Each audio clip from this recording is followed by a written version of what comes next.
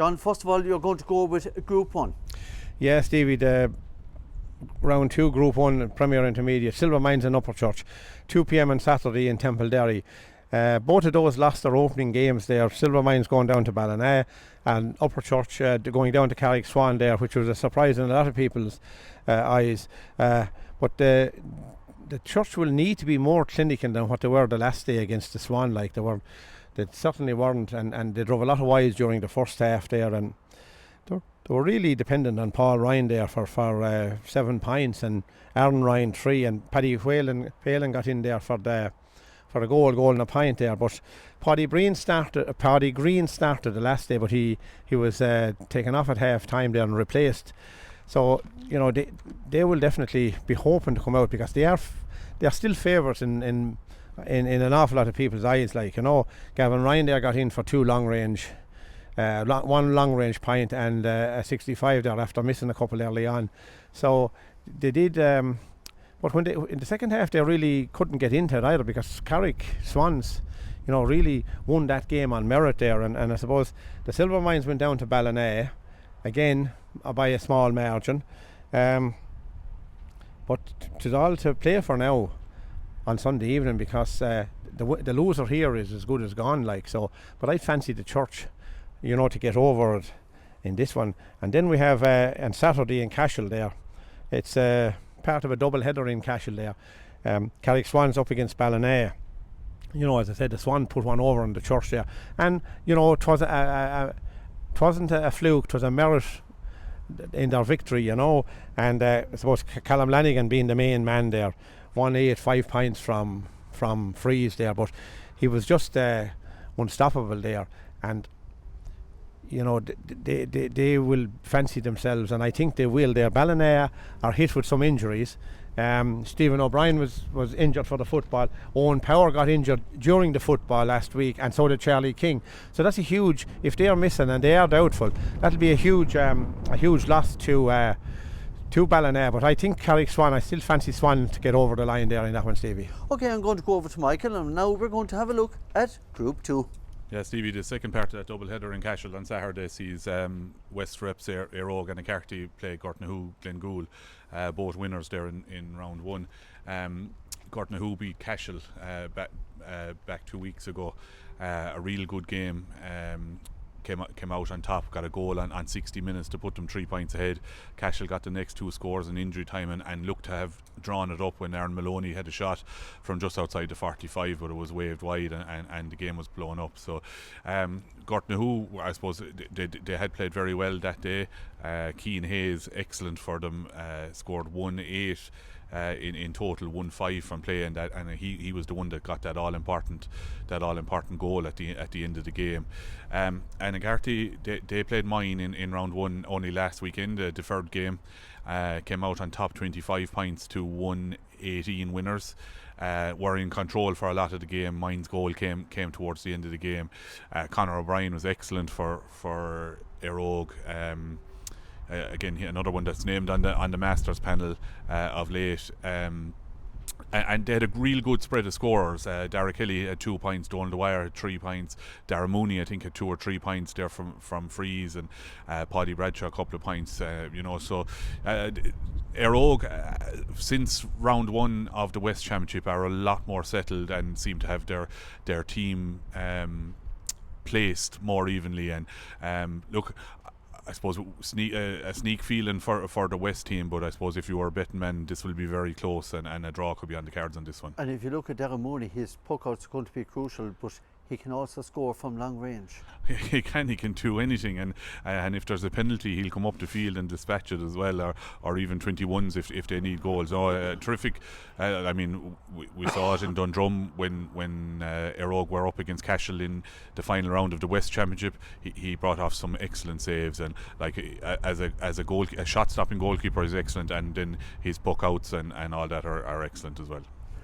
The second game then is Cashel and Mine, both obviously lost in round 1. This is a repeat of a round game from last year, which had a lot of sendings off in it. I think Cashel might have finished with 12, but dug out a win. And I would say under the circumstances, the win kind of galvanised them for the rest of the year, and they went on to the semi-final last year. So, but they're obviously without Ger Brown, who was a long-term injury. They got good scorers there in the Gortnahoe game. Ross Bonner had 3 or 4 points. Owen Connolly a couple of points. Devon had 10 points, one from play. So I suppose we'd probably like to see Devon being more involved in the general play scoring, but is a real threat there at 11. He roams around the place and gets other guys involved. You know, a real strong half back line there with their captain James Cummins and Conor Dwyer and Ron Connolly, or even Owen if he drops back into it.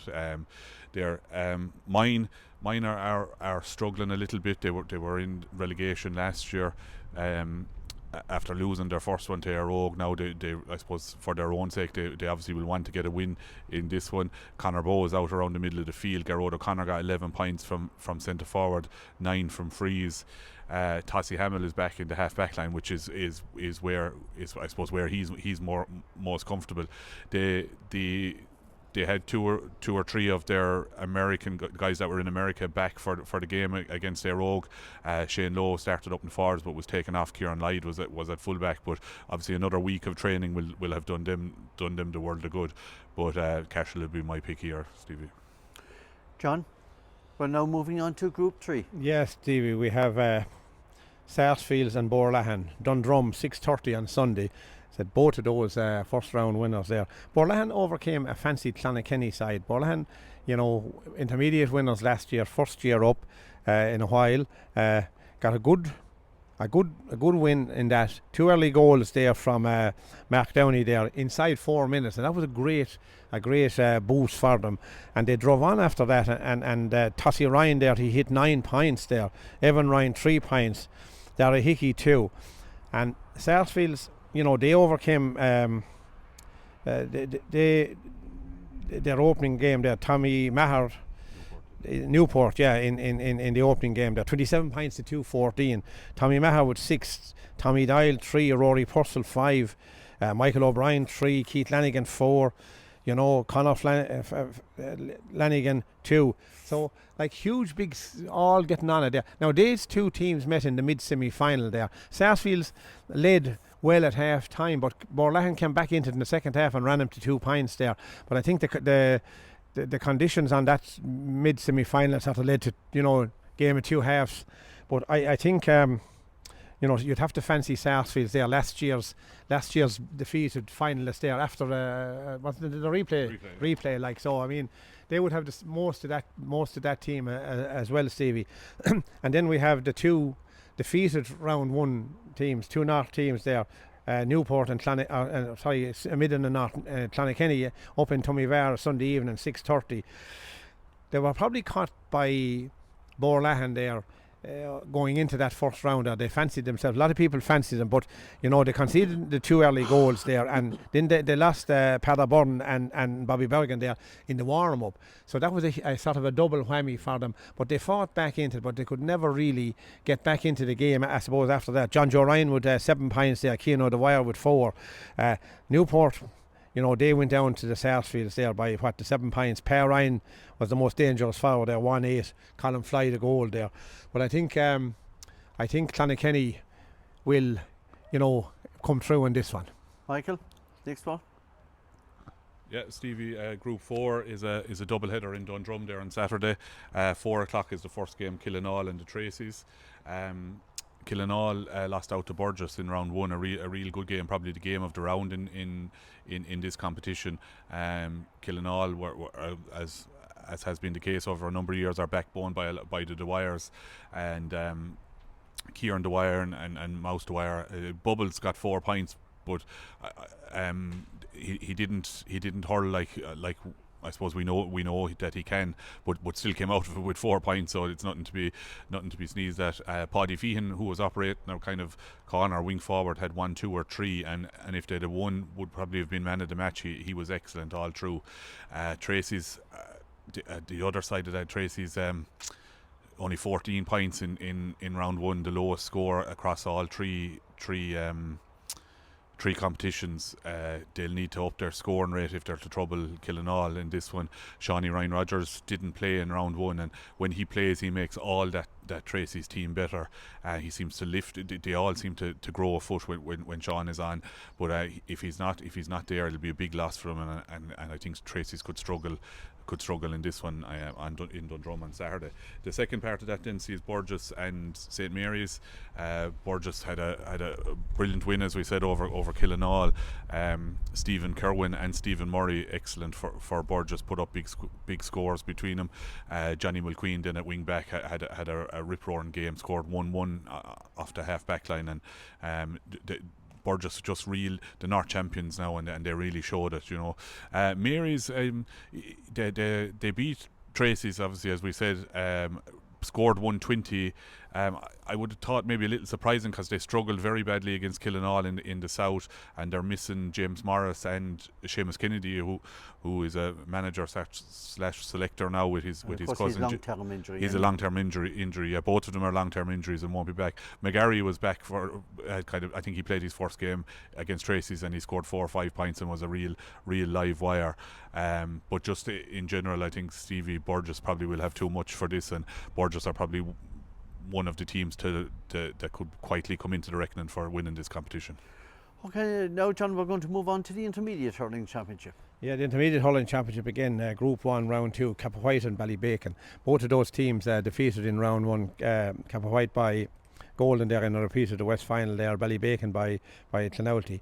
Willie Barry there with 6 points and Donnell McCarthy 5 was the big scorers there for Cappawhite the last day, while Brendan Cummins there hit 1-3 there for Ballybacon, but you'd have to fancy Cappawhite there because that by no means out of this competition yet. The other game in it is the 2 first round winners, Golden there, West champions, up against Clonalty there, last year's Junior A champions. Look at Jack Leamy leading the scoring there, 12 points the last day. Sam Hall there and Jack Bergen with a goal. Clonalty, they overcame Ballybacon there with Aidan White really and Paddy White to the fore there in the forwards, you know what I mean. But you'd have to, on the forum, you'd have to fancy Golden in this one, Stevie. Okay, with that, Michael, we'll move on to the next group. Yeah, the first game in round 2 there, Stevie, of Group 2 is repeated the South final, Ballingarry and Kilsheelan. It's on at 6 p.m. in Devon Park on Saturday. Ballingarry won this. Won the South final, their first at intermediate level, I think, ever. They have in round 1 they beat Borrisokane by a point after leading very well, but I suppose the thing that'll worry them is they conceded 3-6 in the last 12 minutes. That is a worry now. That is a worry, but they were leading by so much, I suppose. Like, to concede 3-6 and still win, it shows how much they were ahead, Stevie. Dylan Walsh was on fire for them, scored 113.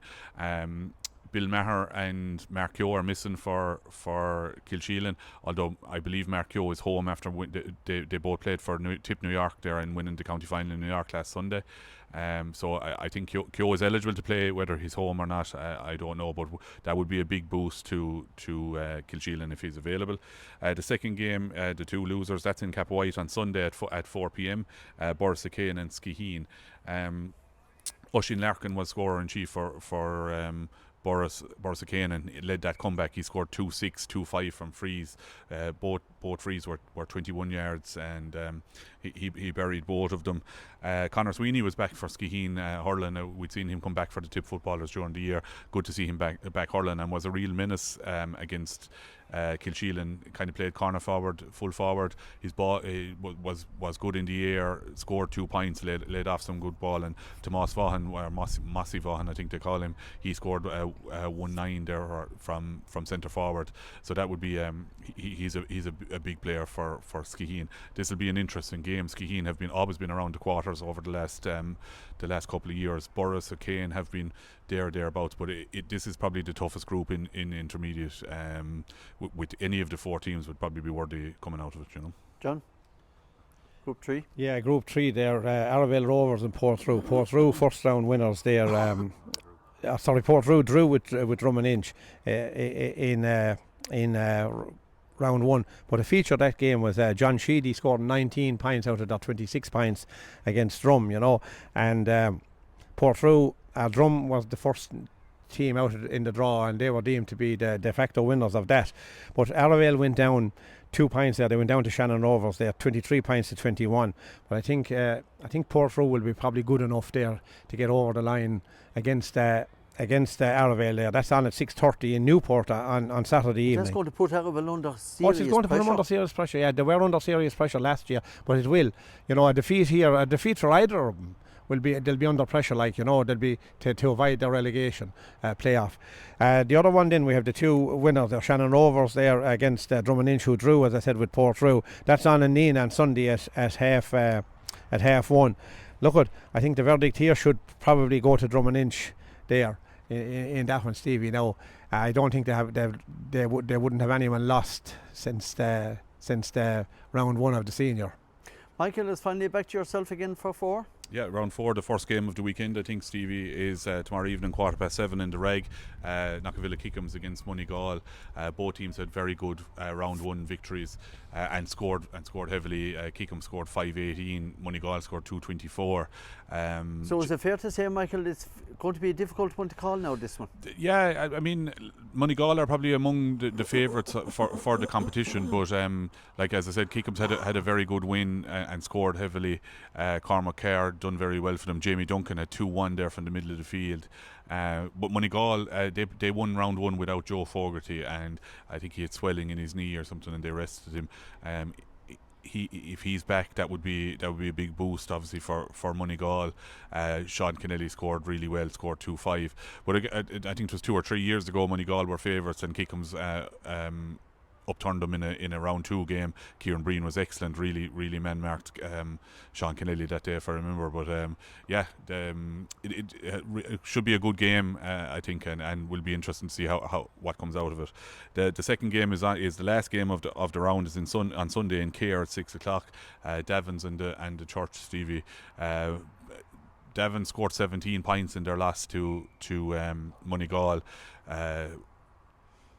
Upper Church only scored 3-8. Pat Short, the evergreen Pat Short, was 2-3 for them, and he's still producing the goods. Still producing them, he is, and I think he was very near to the top scorer in this competition again last year. They really rely on him heavily, but I'm not sure how much Upper Church second team are putting into this competition. Well, not that the boys that go out in the field are certainly trying hard, but I suppose the Premier Intermediate is their focus. Scoring 8 points in the game is probably a worry for them, and only 11 scores in total. Davins have been coming. They did quite well in the semi-final against the South semi-final against Ballingarry. Couple of good players down there. Mikey Whelan been probably the best hurler that they have. But look, both, as John has said about the two losers, when they're playing each other, if you lose the second one, you're really in danger of going into that relegation fight. So I would imagine both teams will go hell for leather on this one. Okay, I'd say that's there's no other game now that we have to look at before we go. I think that's about it. So again, you just mentioned there about if a team goes out and lose 2 matches, mentally, just it can really get inside their heads, can't it? Going into the last one. Well, I suppose it can. I suppose it depends on I suppose the nature of the defeats as well, Stevie. And we would have seen. I mean, all I have to do is look at Golden last year. They lost their first 2 games in the county championship and ended up in the county final. Scored a goal and even. It's all about getting back on track. Yeah, it was an injury time goal that got them, to qualify in the group, and. Yeah, just I suppose really it's the top 6 inches when that happens, and of course it's if the team that you play that you lost to in round 1 wins their round 2 game and you lose, there's nothing you can do about it. But if the results go your way, I suppose, then you just have to go out and play your game as well. Gentlemen, it's been an absolute pleasure.